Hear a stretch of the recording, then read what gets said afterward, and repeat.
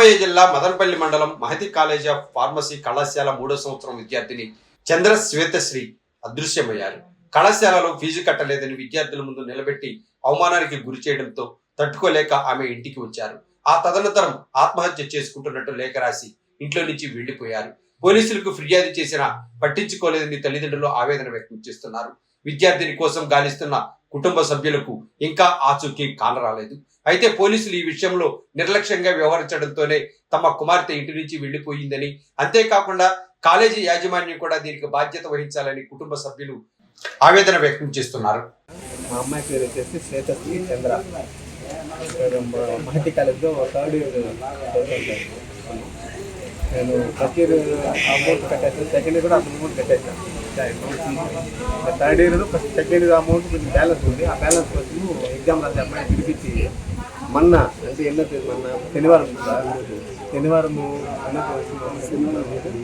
29 కట్టా sir. మళ్ళీ బుధవారం Wednesday బుధవారం లేపించి ఎగ్జామ్ రాసామని పిలిపించి ఫోటో తీసి ఇన్సర్ట్ చేసి ఇంటికి పంపించాను.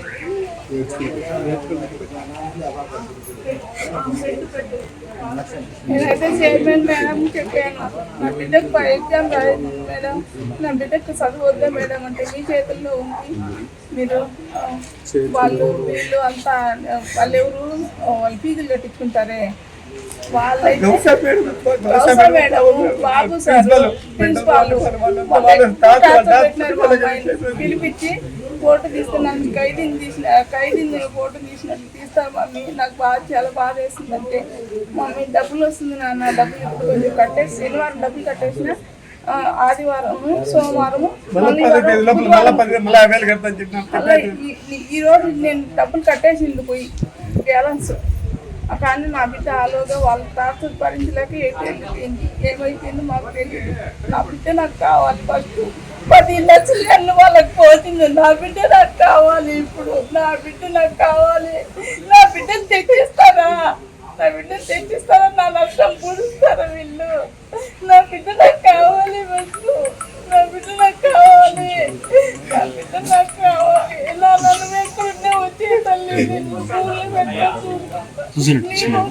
బతుకుతున్నా, నువ్వు లేక నేను బతకలేదు నాన్న, నేను డాడీ అసలు ఉండలేము. 2 రోజులైంది డాడీ నేను చూసాను, కానీ ఎక్కడున్నావు తల్లి వచ్చే నాకు.